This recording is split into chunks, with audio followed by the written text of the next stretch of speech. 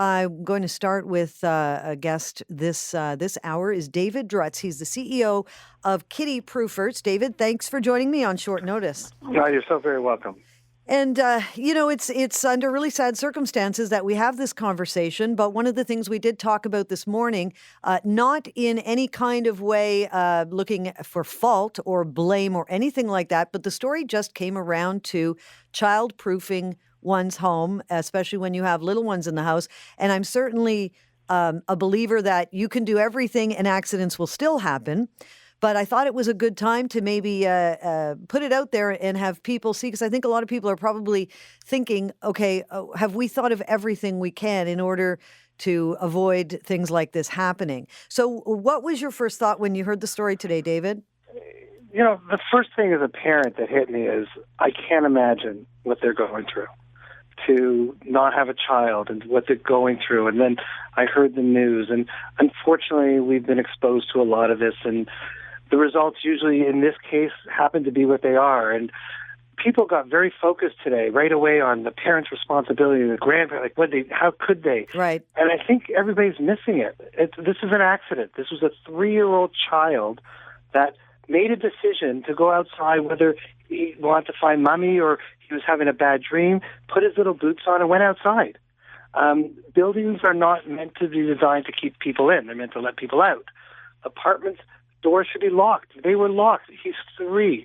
Children are not like they were 25, 30 years ago. They watch TV. They're on computer games. They're very manipulative with their skills. They're very in control. They have the ability to open doors. And what we have to learn from this is not who's to blame, because it's not going to change anything, is that things like this are avoidable. And they'll still happen. I wish I could tell you that everybody's going to this is going to change the way everybody looks at child safety. And it's not, but it will make people aware that there is a little more you can do. Well, and I just wanted to mention, and I was saying earlier this morning, we did our child-proofing when our kids were younger. And one of the things we did was we put a lock on the oven. Because I know that if a child opens the oven, even if it's off, and steps on the door, the whole stove can fall over onto the child. Now, I'm sure nobody thought of that until it happened to somebody. And it's almost like certain kinds of tragedies bring more dangers to our attention, right? The key here is, let's learn from this. Let's not look at anything else, but what can we do to avoid this? And everybody's now, and people are running to the hardware stores to buy locks for their doors and everything. Mm-hmm. And the concept is, okay, great. Don't do it out of fear. I'm very much in professing that you have to respect the situation. Don't fear it. Don't live in the fear of what if. And you're going to live, and your child will grow up in this jail type environment. We don't want that. What we want people to do is look at what they believe are the risks. There's professionals that will come out and talk to you about it. You know, there's checklists online you can find very easily for free that will tell you, hey, check the electrical, check this, check that.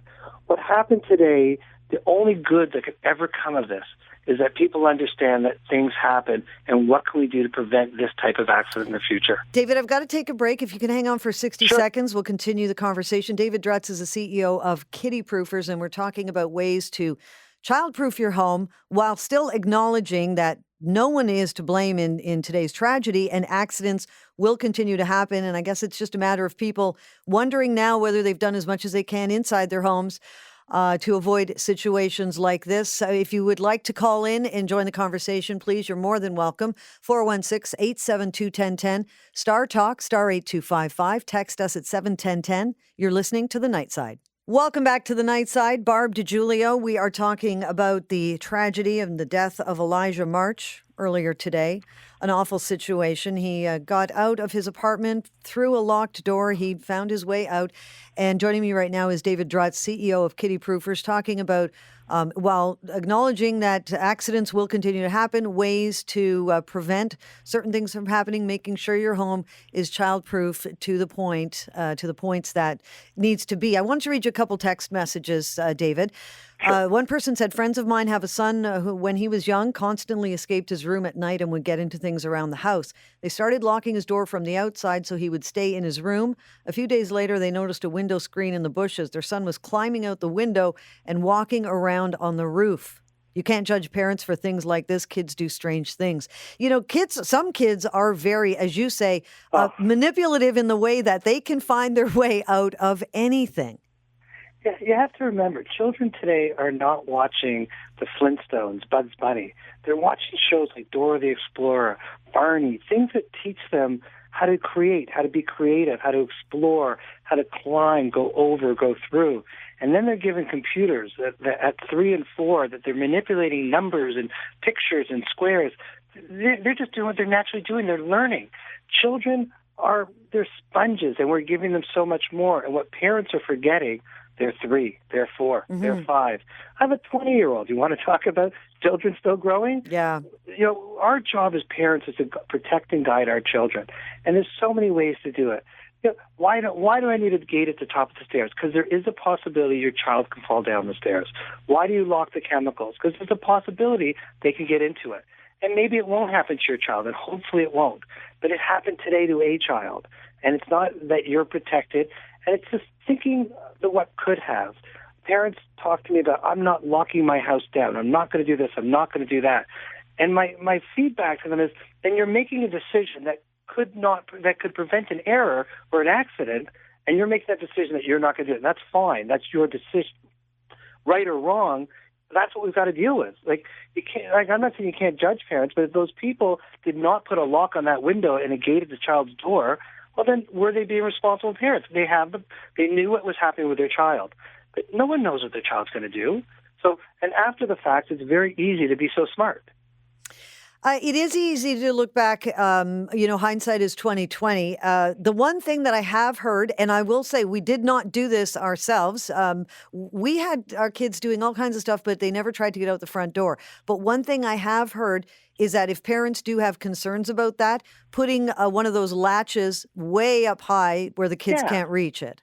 90% of child safety is if they can't get to it, they're not going to go for it. You put a lock on your oven. So a lot of people are worried, but a lot of children have no interest in oven doors. What they got interested in was, there's that fancy cloth there, and they're going to pull it, and it pulls down, which pulls the oven. Right. Same thing. If a child can't reach a door lock, how are they going to get at it? They're not going to take a chair. They're not that committed to getting out. They just want to go out. And if they can't get out, they go do something else. They don't have that long-term. Life didn't think this out and say, here's what I'm going to do. Of course. They're children. So the idea of putting things in and out of the way, whether it's chemicals, whether it's locks, the best lock of all is put it high up. They can't reach it. They can't unlock it. And you mentioned you have, is it one child? I have 3. Okay, so you have 3. I have 2. And everybody I know who has a child, it's at least one of them has wandered off at some point. And my point is, this could have been a very different story if not for the weather today. Because a lot of kids wander away. And you know what? If it hadn't been for the weather, he may have been found hours later sitting in someone's backyard. We have the privilege of living in one of the greatest cities in the world. Had he gone out in a midsummer's day, he would have been found within 3-4 hours. And the cold delayed everything. Nothing would have happened, and this happens a lot. It's unfortunate what happened today. Children wander out of their house. I know a story where my wife thought she lost our daughter in a mall for 10 seconds. Yeah. It seemed like 10 years. Yeah. It happens. This was a matter of sequential events that ended up like this. And wrong. It happens, and the concept is how do we prevent it from keep on happening? Okay, I'm going to stop you there because we have to take another break, and we'll continue on with that thought when we return. And I think we've got some calls coming in. 416-872-1010, Star Talk, star 8255. Text us at 71010. I'm with David Drutz. He is the CEO of Kiddie Proofers, and we're talking about, while accidents will always continue to happen, there are some ways we can look at to make sure our home is childproof, especially if you've got little ones. Like David has had, and I had little ones who liked to get away, and as many kids tend to do. We'll get back to David and your calls when we return. It's The Night Side on In-Depth Radio, Newstalk 1010. Welcome back to the show. We've got lots of phone calls lined up. We're getting tons of texts. The major theme, not everybody, but the major theme is, no matter what you do, kids will still get out of your sight. Accidents will happen. We're with David Drutz, CEO of Kiddie Proofers. And David, can we go to the phones? Because I'd love for you to take a couple calls. Okay. Tom, you're on The Night Side. Welcome to the show. Hello. Hi, Tom. Go ahead. First off, I just went on the internet, and there's all sorts of Wi-Fi, GPS-type tracking devices that can hook into smartphones. So if you're going to drop your kids off at your grandparents, your mothers and fathers, drop your cell phone off or hook it to their cell phone, pair it up, tag it onto the kids' clothes via whatever attachment device they have. And they're in funny little shapes the kids are going to like. And if it goes out of range, it automatically sets off a little alarm, tells them your kid just walked out the door. They've also got GPS function ones, so that when they leave and you can't find them, you walk out there with your phone and it pings off your phone, tells you you're getting near to the kid, and there he is. Yep. Thanks for the call, Tom. I want to hear what David has to say about that. There's products on the market such as Amber GPS, Amber Alert GPS. The problem is the child has to have it on them. A 3-year-old's not going to be carrying their parent's phone. The idea of your teenagers go out or your young kids go out with friends and you want to say, you hold this phone with you, great idea.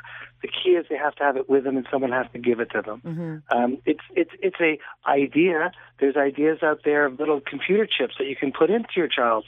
I'm not saying it's right in any way whatsoever, but how much do you want to track them? Or can we deal with a situation which helps to avoid that in general? David, I thank you for hanging on. We're almost out of time, but maybe if you just have some last-minute words to parents out there. My best advice to everybody is do not sit there and fear what could happen to your child. Respect the fact that your children are young. They make bad decisions, not because they're not smart, because they're young. They're inexperienced. They don't know it. Take precautions. If you look at something and you go, ooh, that could be dangerous, then deal with it. If you walk by something and say it's not dangerous, think why you believe that, and if it's any risk to your child, deal with it. If not, don't. There's no foolproof method. As we've talked before, we have children. They've all gotten hurt. I wish I could tell you my children have never had a stitch, never broken a limb. I would be lying. But there's things that we can do, and if you're in fear of it, go on the internet, do some research. You can find out lots of stuff of how to childproof your home, whether you want to spend a lot of money or you don't. But make that effort and don't overestimate your child's brilliance. I agree. Your 4-year-old is the smartest 4-year-old I've ever met. Genius. He's 4. And that's what you got to remember. David, this has been great, and I hope we can speak to you under happier circumstances another time. I look forward to that for sure. Thank you. David Drutz is the CEO of Kiddie Proofers.